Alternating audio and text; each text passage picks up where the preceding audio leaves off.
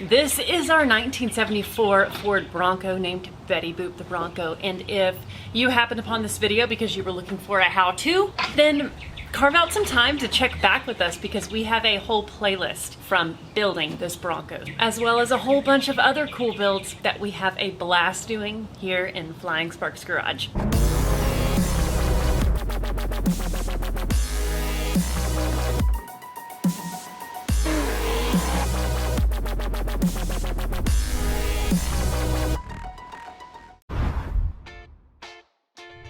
These are spark plug wires that we are going to build. This is Finley the shop dog that we are not going to do anything with except move to a different chair. Director Finley? Okay, bud. Let's open these up. Do you have a spoiled dog at home? Or a cat? Or a ferret? Or a parrot? Or a turtle? Or a cow? Or a horse?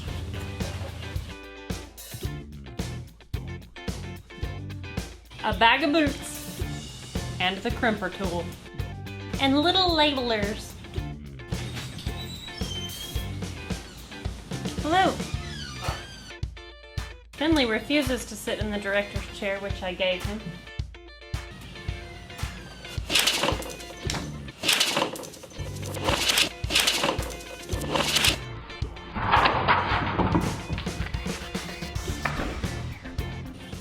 Somehow he landed on his feet. That was amazing. He's part cat. He landed on his feet. That was really surprising. He did kick off my paper though. Buddy, that was crazy. I think we should build us some plug wires.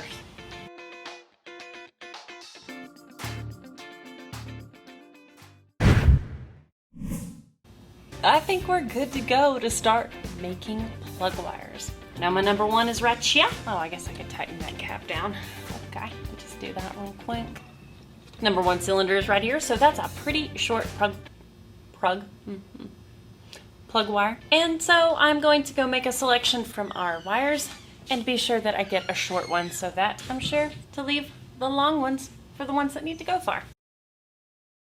See? All the different lengths. So I've got one of the shortest plug wires out of the kit. I'm going to pop it on this spark plug, figure out which angle it's going to need to sit at so that I can route it the prettiest way. We do not want it to go over the valve cover, preferably. We would like for them all to come alongside the valve cover. This length is pretty good. Let's go cut it. I have just cut my spark plug wire to my desired length. And now it's time to strip it. So we've got this cool little tool. This is a crimper from MSD, but it is also the stripper. We just slide the wire into the 8.5 hole and it gives us the option of stripping it two different ways. So they want you to strip it a little bit deeper for the standard crimper, but if you're doing the dual crimper, then you don't strip it as deep. So it's just a slight bit of a difference. So our instructions tell us to lay our knife across here, and that will be the exact thickness that we need, and then we rotate our wire. And then after we have our wire cut like that, twist the cut end of the sleeve off in a counterclockwise direction. There we go, and there's our conductor. Perfection. So we're gonna bend these with needle nose into a 90. Looks pretty good. So from here, we bend our conductor back, and we don't want it to be super tight, like this, against the wire. It wants a little gap. Then we'll go ahead and clamp that around like that. Lay it in there, and then slide the other piece of the crimper, and then we can put it into our vise. Now let's see if this gets to crimping. It's a little bit angled because of the terminals still being too wide to go into the crimper. But let's see if when we tighten our vise, if it clamps down evenly. Okay, yeah, it's pushing it into the top piece and it's making it clamp down. Perfection. So it says to stop applying pressure whenever the terminal ends have wrapped securely around the sleeve and grip the wire. And then it says do not over crimp. and that it's possible to tear the sleeve of the wire. I feel like that's about all that I want to tighten it down. So let's loosen up our vise and pull the crimping tool off and see if when we pull on this terminal, if it seems strong. Yeah, that's good. First one done, you guys. Okay, it's time to put a boot on this old gal. We have some dielectric grease to be able to make this process smoother. It's been a long time since I've done this, but the thing that stuck with me was how hard the boot was to actually get on the wire once you've made it. Isn't it funny how when things are easy, you kind of don't remember the process, but when they're a pain, it sticks with you. There it went. Okay, I see the end of our terminal inside that boot. Yay. Oh yeah, good click there. All right, 1 down, 7 to go. So it looks like after number 1 goes number 3, which is the second to last cylinder on the passenger side. Right about there is where we're gonna want our cut. Time to strip it. Make our 90 bends on the terminal, bend our conductor back, plenty of room to spare. Right, I've got it in the clamp. I'm pretty pleased with that. Let's give it a tug.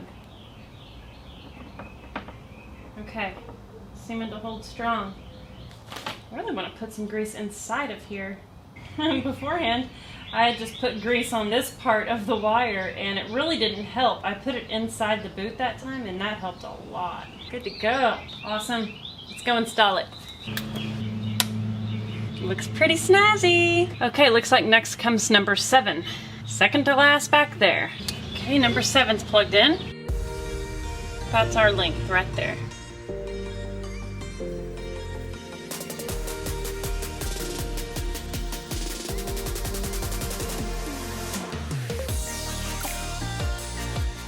Okay, won't pull off.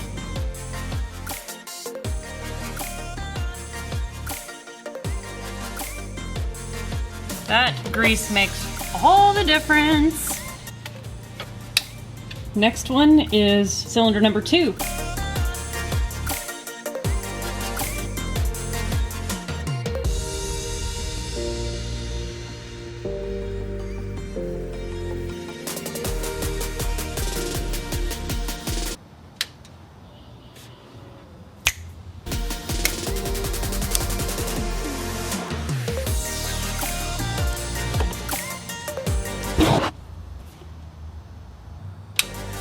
We're closing in on it, y'all.